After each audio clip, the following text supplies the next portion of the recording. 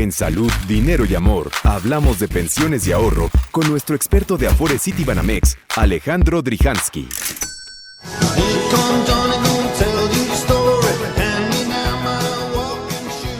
Buenas noches, seguimos en Salud, Dinero y Amor con el director de Investment Management de Afore Citibanamex, Alejandro Drijansky. Buenas noches, Alejandro, gracias por estar otra vez con nosotros para platicar de afores, de pensiones, de retiro. Claudia, ¿cómo están? Un gusto para mí, como cada lunes, cada jueves, también estar con ustedes. ¿Cómo han estado por allá? Muy bien, afortunadamente, también nuestros amigos que nos escuchan, esperamos, Alejandro. Alejandro, queremos que nos platiques qué está pasando con todas esas personas que afortunadamente, pues han cotizado en el IMSS, han cotizado en el ISSSTE y que necesitan saber cómo está el tema de su Afore. Bueno, esta es una pregunta muy interesante que pocas veces me la hacen. Y mira, al momento del retiro del trabajador, deben de ser contabilizadas las semanas de cotización bajo cada ley para determinar la modalidad bajo la cual se otorgará una pensión. Es decir, tu pregunta es muy clara. ¿Qué pasa si yo trabajé en el IMSS y también trabajé en el ISSSTE? ¿Cómo me voy a pensionar? Si eres un trabajador que ha laborado en empresas del sector público y privado, pueden sumarse las semanas de cotización realizadas en el Instituto Mexicano del Seguro Social, llamado IMSS, y el Instituto de Seguridad y Servicios Sociales de los Trabajadores del Estado, llamado ISSSTE, por medio del trámite de unificación de semanas de cotización. ¿En qué consiste la unificación de semanas? Consiste en que aquellos trabajadores que en carreras laborales han tenido empleos en el sector público y privado han acumulado semanas de cotización y derechos bajo la ley de ambos, del Seguro Social, el privado, y del ISSSTE, del público. Debido a esto, en el momento del retiro del trabajador, deben ser contabilizadas las semanas de cotización bajo cada ley para que las instituciones determinen la modalidad bajo la cual se otorgará la pensión. ¿Qué factores modifican el cálculo de las semanas de cotización para esta unificación entonces? Pues bueno, existen dos factores que determinarán de qué forma se unificarán las semanas. Uno, el instituto contabilizará la mayor cantidad de semanas de cotización, es decir, que el trabajador deberá dirigirse al instituto en el cual realizó la mayor cantidad de aportaciones, o sea, de semanas, ya sea el IMSS o ya sea el ISSSTE, para realizar su trámite de unificación de semanas de cotización ahí. Dos, debe de reconocer ante cada uno de los institutos si cuenta con los derechos de la generación de transición o generación Afore. Y por último, para la contabilización de derechos bajo la ley del Seguro Social, si el trabajador pertenece a la generación de transición del IMSS, es decir, si cuenta con semanas de cotización antes de julio del 97, en caso contrario, pertenece a la generación Afore. Y dos, para la contabilización del derecho bajo la ley del ISSSTE, el trabajador pertenece a la generación de transición del ISSSTE, pero si cuenta con semanas de cotización antes del 1 de abril del 2007. En caso contrario, pertenece a la generación Afore. Y por último, que además para los trabajadores afiliados al ISSSTE de la generación de transición, es bien importante saber si eligieron o no la opción de bonos pensionales o transferencia de derechos en su cuenta individual, o si se optó por mantener también los derechos pensionarios de acuerdo con el artículo 10º transitorio de la ley del ISSSTE. Para obtener mayor información sobre todo lo que acabo de decir, lo pueden revisar en www.amafore.org.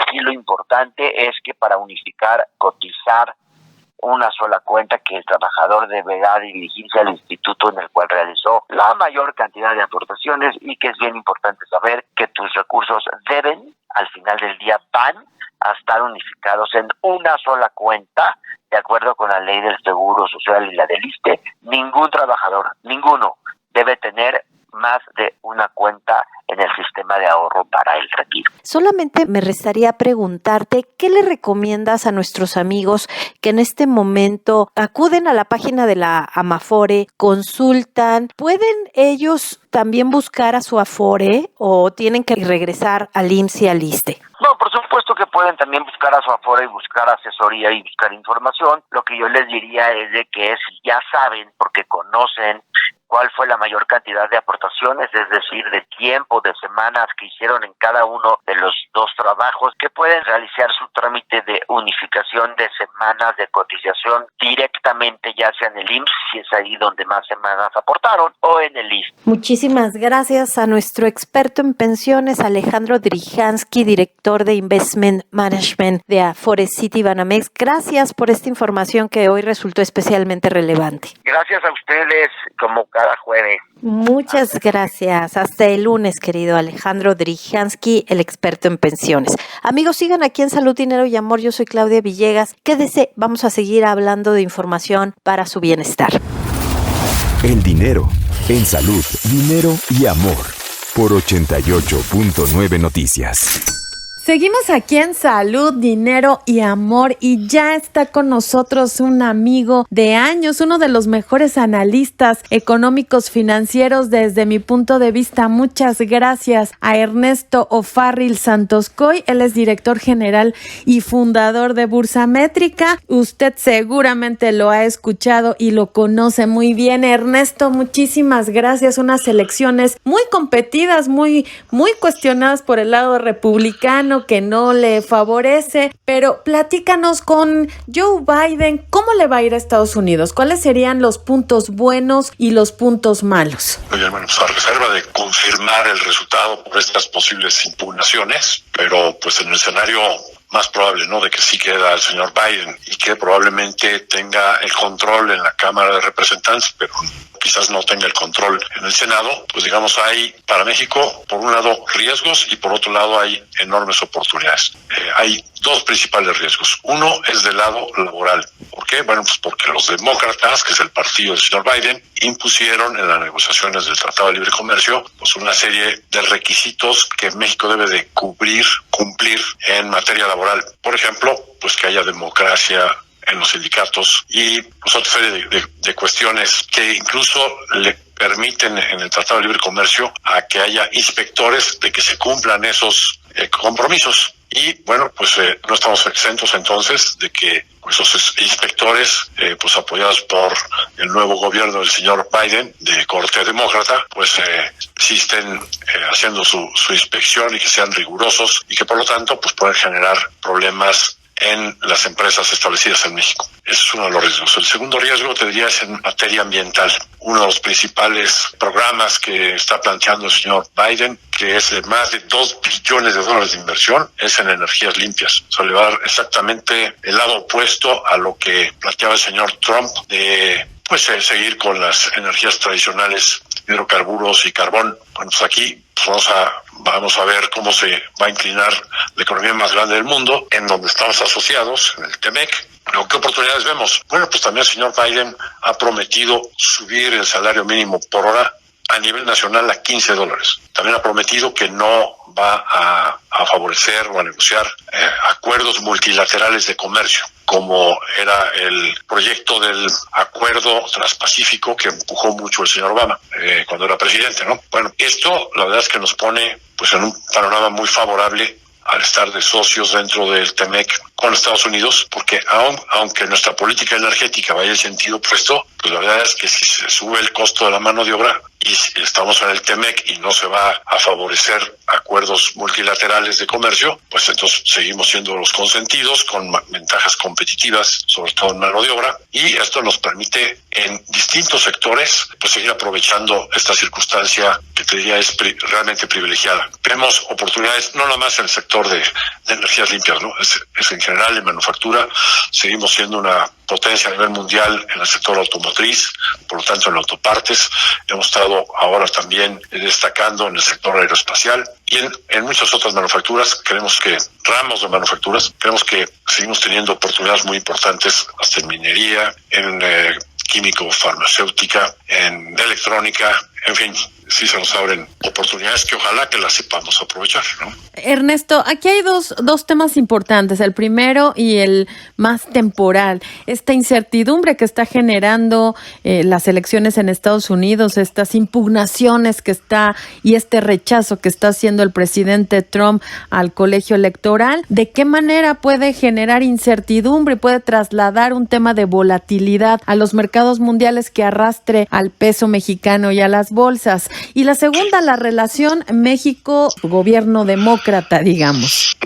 Bueno, pues digamos, siendo analista y no un experto en materia de derecho electoral estadounidense, como entendemos es que a donde se puede impugnar procesos es a nivel local, es decir, a nivel de los estados, y eso es lo que está buscando el señor Trump, en primer lugar, aunque amenaza con que pues va a llevar a la Corte. Realmente es muy difícil que se llegue a la Suprema Corte americana, que es donde tiene a sus cuates, ¿no? Por eso que llegar allá, pero la verdad es que para como está diseñado todo el esquema, pues va a ser más bien en situaciones, instancias locales, ¿no? En donde se tiene que resolver, como ha sucedido en el pasado, por ejemplo, cuando llegó a la presidencia el señor Bush Jr., bueno, pues había un problema en Florida. Bueno, pues se volvió a contar los votos ahí y se acabó el problema, ¿no? Entonces, bueno, van a ser días de incertidumbre que generan volatilidad en los mercados, pero no creo que vaya a cambiar radicalmente, pues como se ven los resultados hasta ahora. Y en cuanto a pues cómo le va a México con un gobierno demócrata, bueno, pues ha habido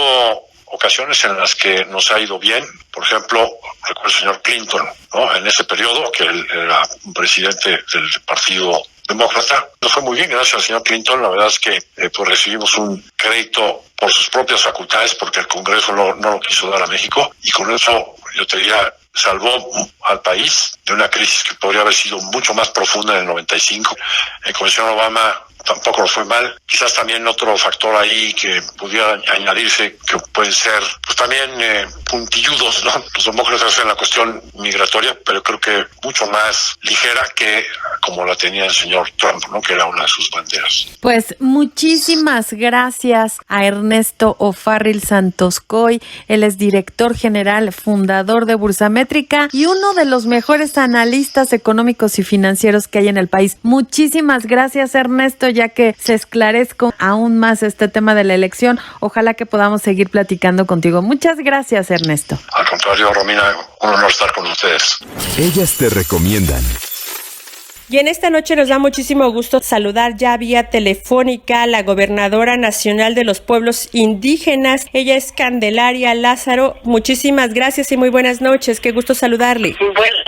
Buenas noches. Muchas gracias por darnos la oportunidad. Les saludamos desde nuestro bello estado de Tabasco, que hoy se encuentra en estado crítico por las severas inundaciones que está provocando la lluvia por el Frente Frío número 11, pero también por la hidroeléctrica de Peñitas, que está desfogando el agua hacia nuestro territorio. Pues un saludo, un abrazo y ojalá que pronto el gobierno federal haga algo y les apoye a nuestros hermanos de Tabasco. Dentro de los pueblos indígenas, ¿cómo estamos viendo el ámbito? ¿Cómo se encuentran? Y por supuesto, ¿qué es lo que están haciendo? Pues la mayoría estamos ahorita en una situación de observancia en espera desde luego de la atención del gobierno federal, porque pues en su discurso, en su campaña, echó muy adelante la bandera de los pueblos originarios. Han estado implementando una serie de programas que obviamente hacen ver a la presidencia como alguien que está atendiendo a nuestros pueblos originarios, pero al mismo tiempo los pueblos originarios nos estamos estancando, porque nada más se está esperando de ese recurso y no se puede echar a andar el trabajo productivo en el caso del campo, en el caso de la artesanía, en el caso de la conservación de nuestro territorio, desde lo que es sus áreas verdes, el medio ambiente, pero no nada más es la cuestión económica, sino también nos preocupa la parte espiritual, la parte moral, la parte que nos ayuda a mantener la hermandad, y teniendo hermandad pues nos da seguridad, claro, ¿no? Porque todos nos conocemos, todos nos ayudamos. Cuando perdemos la hermandad, perdemos esa espiritualidad, claro, que por años hemos conservado. Candelaria, ¿qué es lo que no les ha llegado? Porque parecería que les iban a dar un impulso grande en materia de inversión y en materia de desarrollo. ¿Qué ha pasado? O sea, ¿no les han llegado recursos? ¿Qué es lo que les solicitan al gobierno? No ha llegado el recurso. De hecho, la Secretaría o la dirección, que es el Instituto de Pueblos Originarios, fue el más recortado en este recorte de presupuesto que hubo. Al que más lo recortaron fue precisamente a los pueblos originarios y máxime a las organizaciones civiles, que son las que de alguna manera han logrado llevar algún tipo de apoyo, aunque también han habido organizaciones que han ocupado a los pueblos originarios, las personas, como una moneda de cambio para cuestiones personales. Entonces hoy en día nosotros estamos tratando de reorganizarnos porque hemos sufrido de todo. Los cambios no solamente vienen desde la época de la conquista, desafortunadamente nos adjudicamos y quedamos divididos. Por eso existen los pueblos originarios y los mestizos, pero somos todas las mismas personas que vivimos en este país, y creo que ahora la nueva visión es que nos veamos como personas, como habitantes de este territorio y que vayamos... Candelera, perdóneme, me gustaría conocer cuáles son esos puntos específicos que obviamente buscarían que el gobierno federal volteara a verlos. ¿Qué es lo que necesitan? Nosotros necesitamos primeramente el respeto a nuestros usos y costumbres. Nosotros desde siempre ya hemos aceptado la Constitución, las leyes que marcan nuestra Constitución y las leyes que han impuesto los gobiernos que han estado en nuestro país, y lo hemos aceptado con atención. Ahora nosotros, pero al aceptarlo hemos perdido mucho, no solamente nuestra lengua materna, sino nuestras formas de vida, nuestras formas organizativas. Ahora queremos retomar con respeto a como nosotros respetamos a las autoridades, que nos respeten a nuestras autoridades autóctonas, para organizarnos y coadyuvar en los recursos que envía el gobierno y podamos salir todos avante en el desarrollo de nuestro país, y sobre todo poder rescatar la confianza, no solamente de los pueblos originarios que se han estigmatizado como flojos, como pedilones, sino también con el gobierno, que se le ha tachado de que no tienen sensibilidad, de que nada más nos usan, que no nos escuchan. Claro. Esta es una nueva oportunidad de enlazarnos y volver el engrane para el desarrollo de este país. Muchísimas gracias, Candelaria Lázaro. Estaremos muy al pendiente de los pueblos indígenas. Ella es gobernadora nacional de los pueblos indígenas, y por supuesto, para darle seguimiento, ojalá pronto lleguen los recursos y toda esta independencia que se les había prometido. Gracias y muy buenas noches. Muy buenas noches. Nosotros vamos a hacer una pequeña pausa y regresamos. Estamos aquí en Salud, Dinero y Amor. Romina, Claudia y Marilena. Vamos a hacer una pequeña pausa y regresamos. El amor en Salud, Dinero y Amor, por 88.9 Noticias.